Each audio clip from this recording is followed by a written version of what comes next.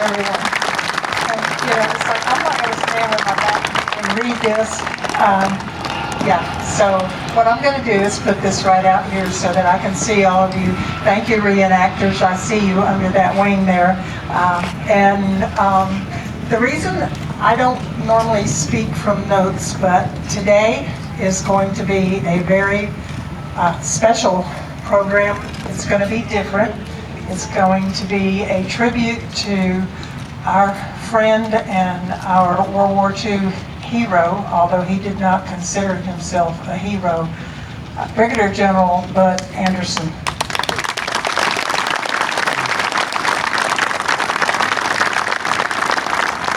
And the reason that most of you are here is because you were probably one of the lucky people that spoke with Bud, or if you were even more fortunate, you could call him a friend.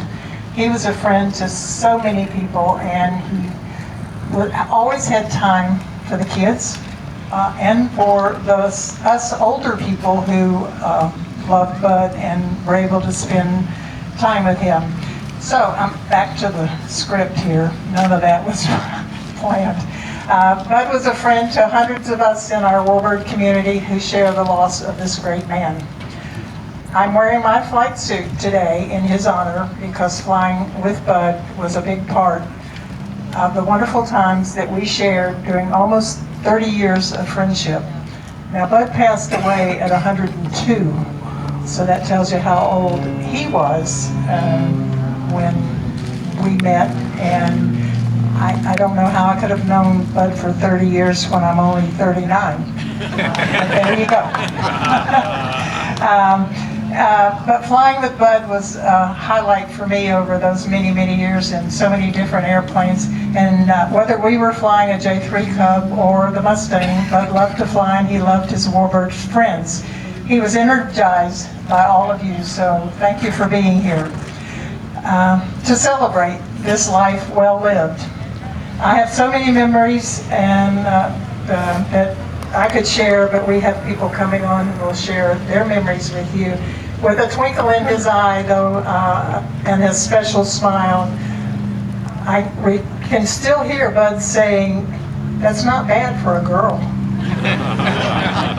So I thank Jack Roush, who will be out here in just a few minutes, and Jim Hagedorn for allowing me to fly the Old Crow for many, many years. And my thanks to Bob Bull that you will also meet this afternoon for agreeing to carry on the legacy.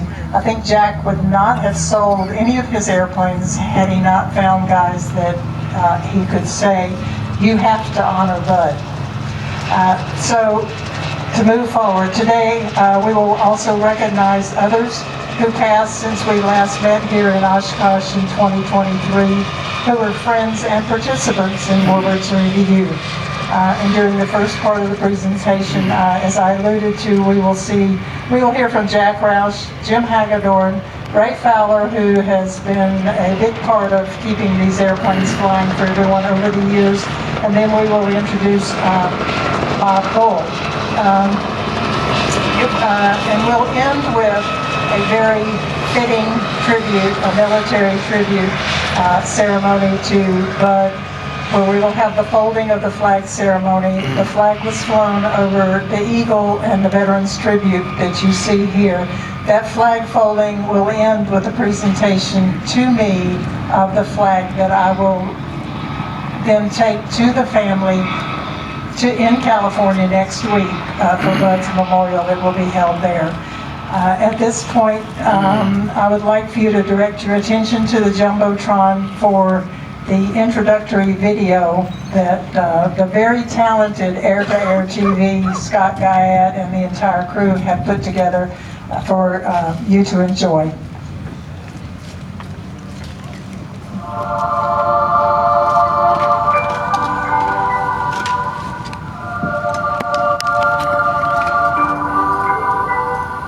My dad used to put me behind the wheel in his lap and let me drive a Model A pickup. I got to the top and there was a car parked in the normal way to get in. And it overloaded my mind and And my dad grabbed the wheel and everything, and before we knew it, we were down to the thing and we ran into the garage.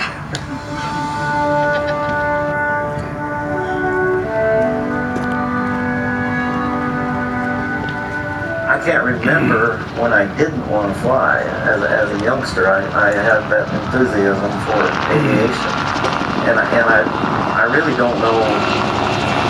I was just fascinated by it.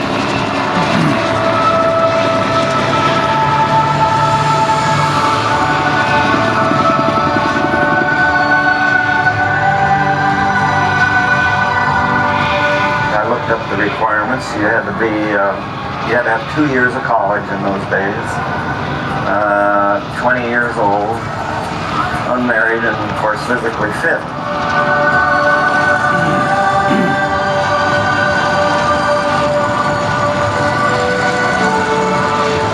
Went to primary, basic, and advanced school. And then from Bakersfield I went to Phoenix, Arizona, to Luke Field. And as part of that training, you did actually shoot some 50 caliber mounted on the T6, the famous T6, probably trained more people than anybody in the whole world. But when I had the car the whole time we were in training, I had no idea that he had a 39 Ford convertible cam and all this.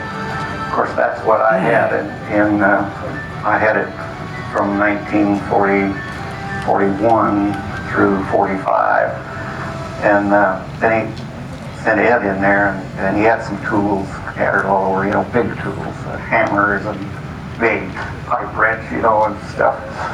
And Ed says, "Hey, he's having a little trouble with a carburetor out there, and he needs your help." And Jack's eyes got a little big, and "Hey, I can't get this screw out. Do you think it'd be all right to use a chisel?" And he says, "Now wait a minute, Ed, let's see." And then he knew he'd been had, but he could see.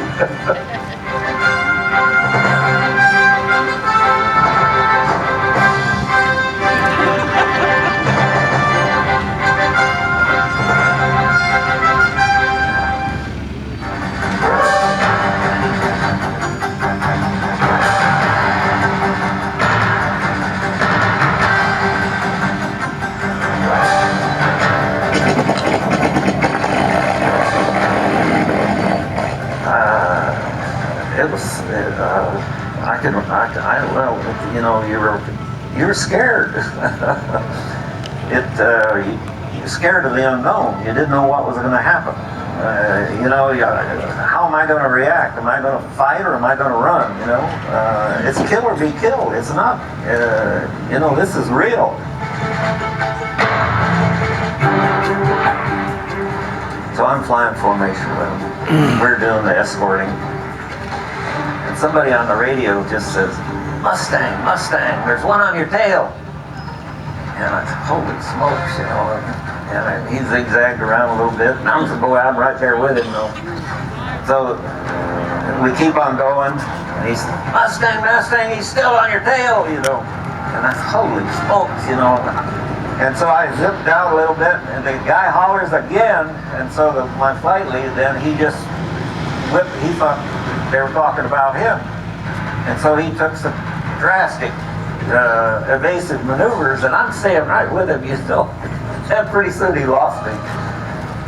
And I pull up, and there's no airplanes in the sky. A little while ago there was all kinds of airplanes, and here I am over Germany all by myself, the thing you're not supposed to do. Well, fortunately, it seemed like forever, but then I saw an airplane, I was going on, and he was my flight lead. We never found out who the guy was that hollered, and of course I was green. I should have slipped out and looked around and said, "Hey, lead, you're okay, there's nobody behind us," but I had no idea what was going on. I was just hanging on. And that's my first combat experience at all.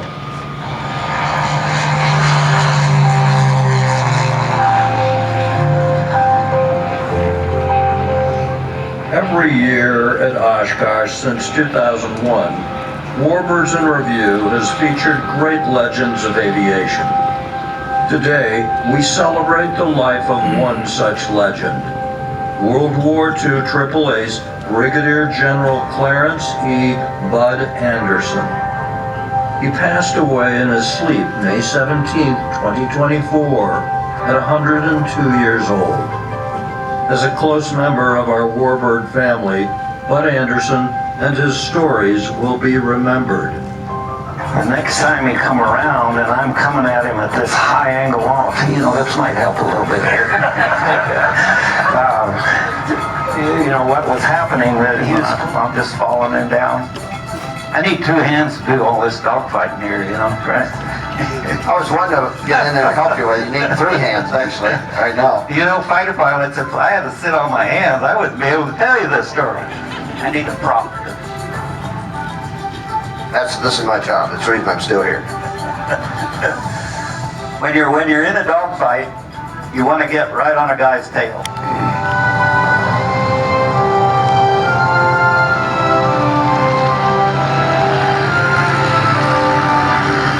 I tell my non-drinking friends and my Baptist friends that it's named after the most intelligent bird that flies in the sky, the crow. And that generally is recognized. The crow is a very cagey bird. But my drinking buddies all know it's named after good old Kentucky's straight bird. Of course, the star, that old guy right there, is, legend. It's like no joke, fighter pilot legend. Jack Roush, who has added so much to this ability. When I bought my airplane from him, he interviewed me like I was a scrub. And part of it is making sure that if you're going to buy this, you know what it is. That it's a piece of history of the United States, is important, and that you respect it and share it. And that's part of why we're here.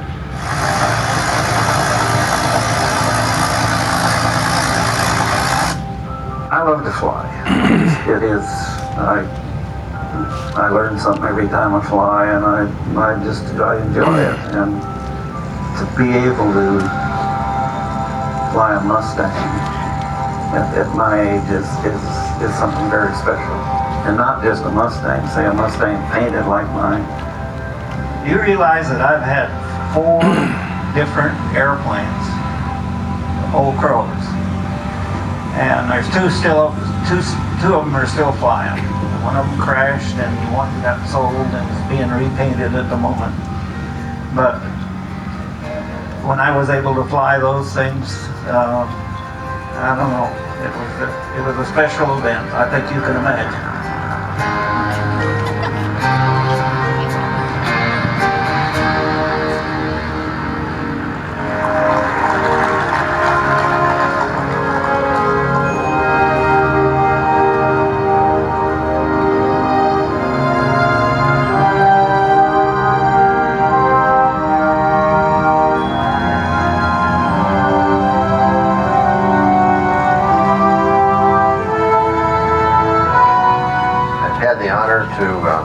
To help MC a number of presentations that Colonel Anderson has made to the public, both at Oshkosh and some other places around the country. Take note of the fact that he's one of America's greatest heroes. The kind of person, as a man and as a young man, as an adult, that we'd all like to have been ourselves, or we'd certainly like for our children to be. He's a great patriot and a great brave defender of our country and our freedoms. He's one of the world's greatest aviators. But past that, he's one of my dearest friends.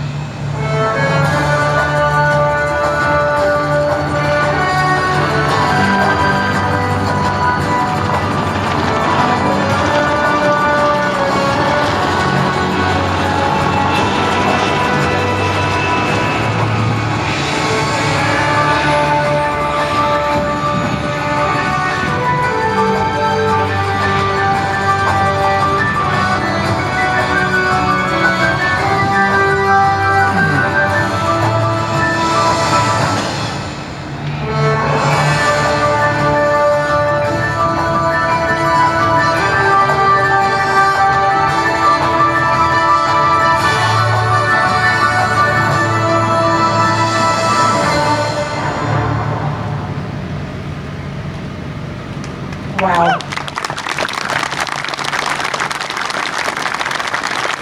I don't know about you, ladies and gentlemen, but that video pretty much sums it up. Don't you think so, Jack? As I welcome Jack Roush here, who, as he summed it all up, Jack Roush.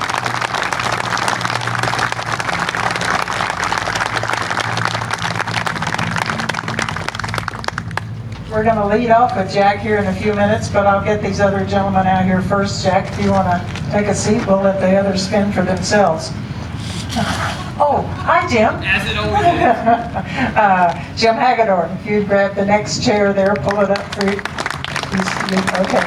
And then Bob Bolt. And last but certainly not least, Ray Fowler.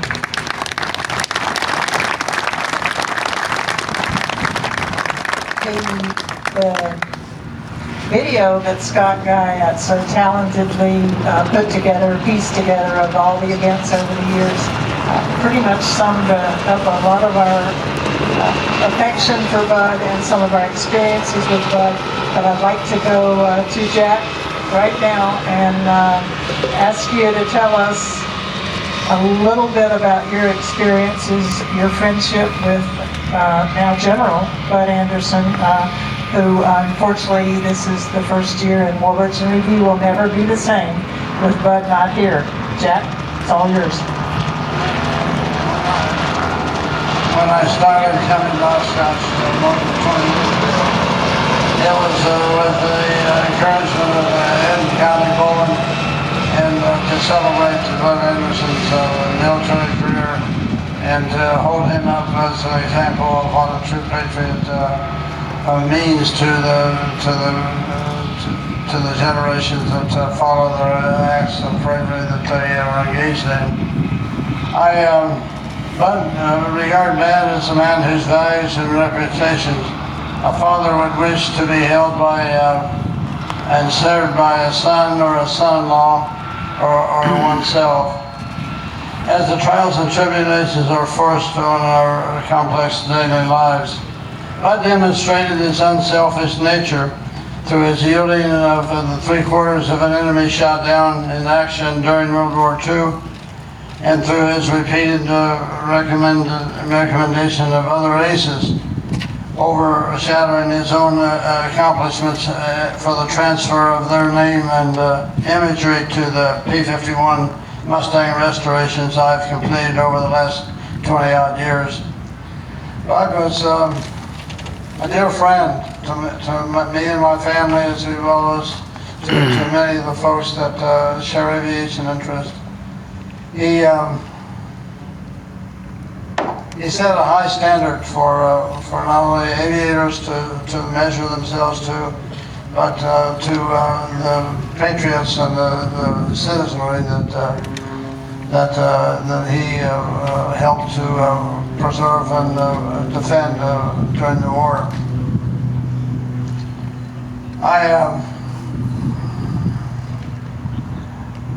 I enjoyed his company and looked forward to seeing him, which occurred frequently over the period of the years. He was instrumental in the development of the airplanes. He had advice on what he thought was the best features of the B model and the D model that were restored. And he was appreciative of the effort we made to keep him in flying status. Ed County recognized his contributions and the impact he could have on the EAA community through their promotion of the Warbirds in Review aspect of the EAA experience. Jim Hagedorn and Scott also recognized that there was a great opportunity to not only showcase our products, but to recognize the kind of citizen that Bud was and what he meant to everybody that had contact with him. I I had a contact with a fellow by the name of Mickey Rupp. There was a Reno air racer, and he was a purveyor of all things P-51. And he was a friend of mine through my racing experience. And he told me one day, he sent me a picture of a Mustang that he had taken on the ramp of one of the places where I was racing. He says that maybe you get yourself one of these one day. And I told him right back at him, I said, when I get the money and have the time, I said, I'll have a Mustang and we'll use it for something that would be worthwhile.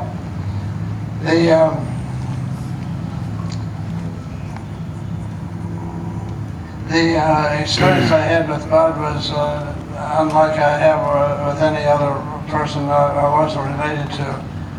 He was an inspiration to me in all kinds of ways. We went to the first reunion of the 357 Fighter Group in South Carolina, Myrtle Beach, South Carolina. And he insisted I sent the Mustang down for him to have at the reunion.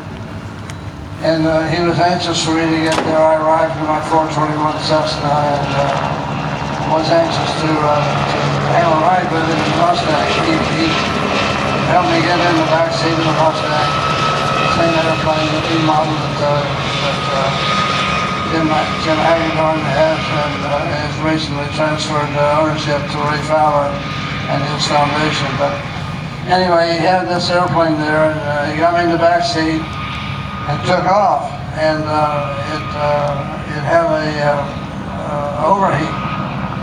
The radiator had a problem, and it popped off.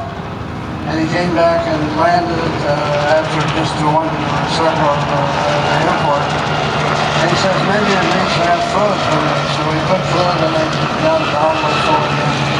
He took off a second time. And he got in the way of an airliner that was trying to land at Myrtle Beach. And so we had to interrupt our trip until I fixed my radiator. But Bud was always willing for me to try something that could be better than what we had, realizing it's hard to improve on 1940s technology. As one of Bud's friends, Chuck Yeager, used to tell me, remind me when I was trying to improve things. We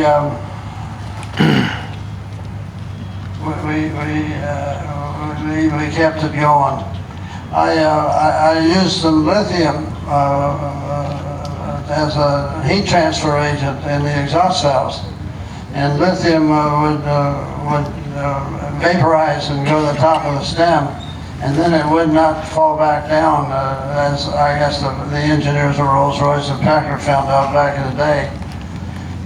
So I sent Bud out with these valves that were not going to work as well as the original valves had. And he broke the head off a valve and it came back running on 11 cylinders. And I thought, wouldn't that have been a disaster if I'd have killed a Great War ace with some of my effort to improve things more than they should be.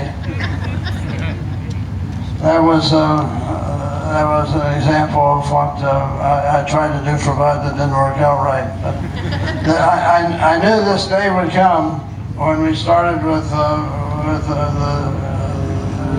20 odd years ago when coming to Oshkosh. I knew the day would come when Bud wouldn't be here and it would be a sad day. The P-51 Mustang was the center of his World War II effort.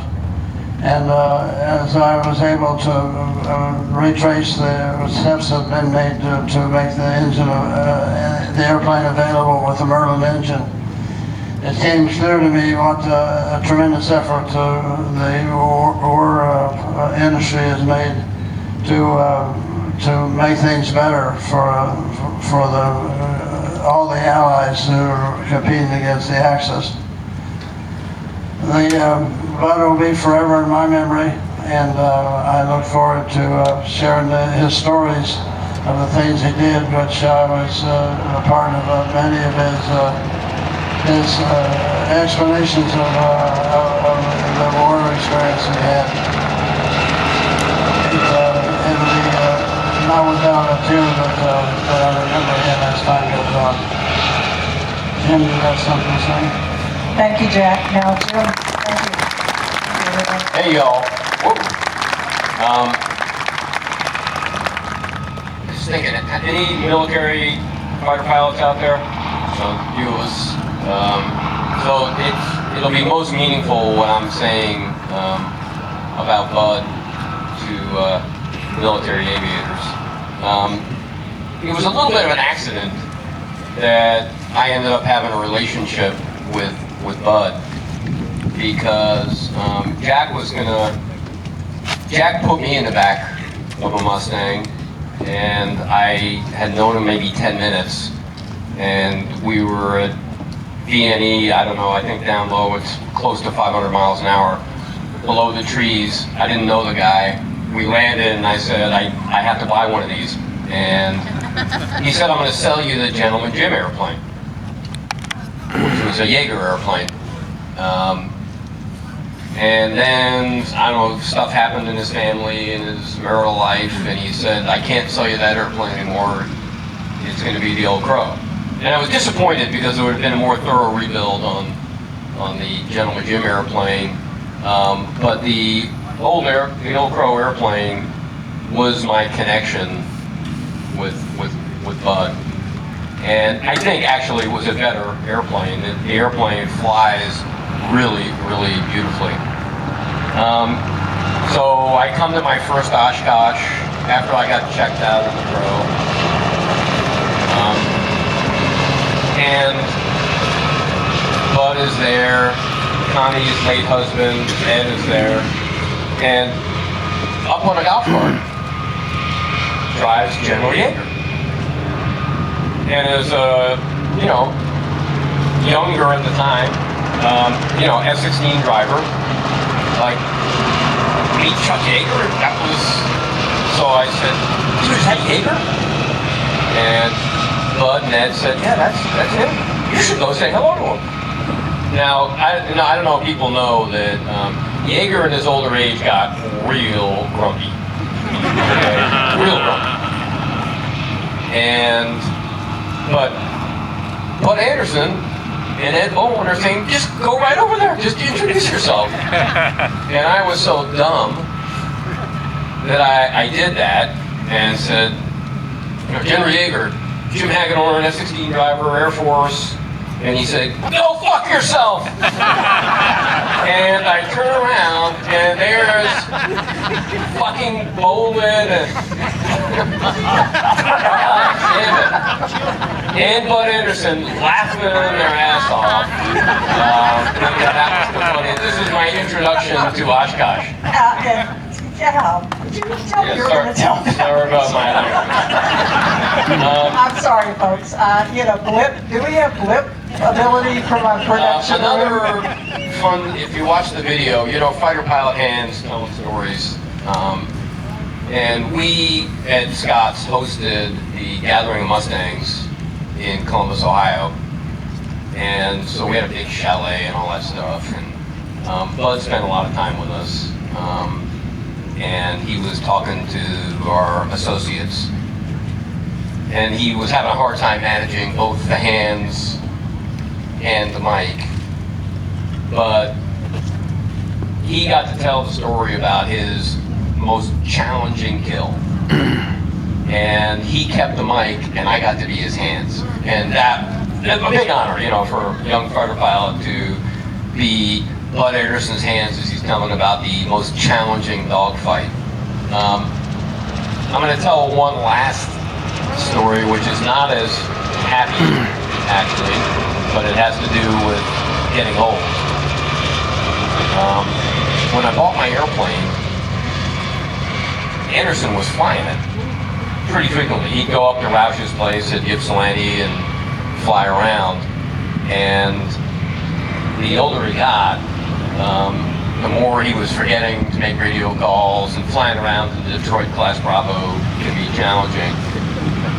you know, and dude, he's pretty old, and the insurance is not cheap. And, you know, so I said, well, what am I going to do about Bud flying? And as ownership, you know, Jack was letting him fly the airplane. I don't think could say no, but the airplane transferred, and you know, I am not a Democrat, and I am not like fond of the current president, but I think getting old and having people take the keys away is a bitch. You know, I guess it's going to happen to all of us, Jack. So I was the one that had the honor of telling Bud, I don't think you're flying the Mustang single seat anymore. And that sucked. I think he was mad at me for a couple weeks. I arranged a flight for him so he could fly in the front of Stallion's airplane and still get to fly, you know, and have an instructor in the back seat. But that was the hard part flying with Bud, was saying, time's up, Jack. And you're going to have to fly in a two-seat from now on. So that's really, now, you know, they had that, all those airplanes out there. I don't know how many people were at that Oshkosh a couple years ago. We had like every Mustang was out there. And so, you know, it was awesome for Bud. It probably was awesome for you guys. It was not so awesome for, at least for me, because I was in the Crow, one of the lead airplanes up there, and it was a hot day, and the wind wasn't really perfect coming down the inlet. And for those of people who were Mustang drivers, they can start to get real hot and try to overheat. And so during that thing, we all had to sit there and hold position, and my engine was running so hot that the first thing we did after that thing was pull the cowling off, and there's like little fuse things or some damn things that'll melt if the engine gets too hot. And we hadn't done that, but I was in that thing, and there's no power brakes, so I'm holding, you know, and I got the engine up at like 1600, trying to get more coolant through the engine and the radiator.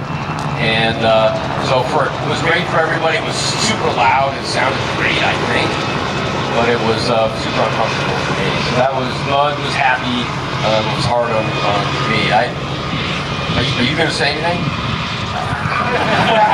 You know, okay. He's the new guy.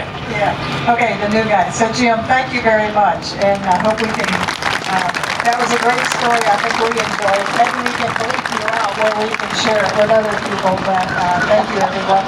So to very quickly reflect on that was 2019 that we were able to do that for Bud, and he was able to drive down the flight line, see the Mustangs there, and their salute to him.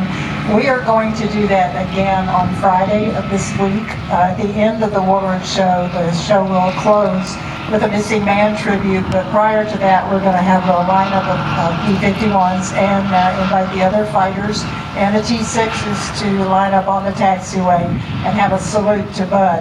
However, this time we'll do a run-up and shut them down. We're not going to make you sit there and let them get hot. So that's the plan this year. We have a flag salute from the aircraft. I think it'll be really special. So hang around for the Warbirds show on Friday. Thank you for Jim for that lead-in, so I remember to say that. So now let me skip over Bob, because he's the new guy, you know. So Ray, okay. So a hand for Jim again, and your impromptu words. And for the sponsorship and making this possible for the level that we were able to do that. Yeah, a big thank you to Jim and to Ron and Diane Fagan, who are here in the audience, as always. They make this possible. Ray Fowler, you had the opportunity to know Bud Anderson very well over the years, and when do you remember when you were first introduced to Bud? Yes, I really do. So very incredible to be here, and obviously be tied in with Connie and Jack. Jack, I guess it's been well over a decade before, actually, I guess it's 15 years or so. Connie was flying one of Jack's airplanes, and actually I was flying one of Jack's airplanes, and Connie was flying Jim's airplane, and decided to swap with me, actually. So that's the only reason I started flying Jim's airplane, the old Crow. So she just said, here, Jim won't care. Well, apparently he did care, because he found out I flew the airplane back in Anyway, since I didn't wreck it, he continued to have me do it. But again, just being a part of the old Can you Crow, move off the grass you so know, they more ask people where do view? you find the Thank you. stories that are the most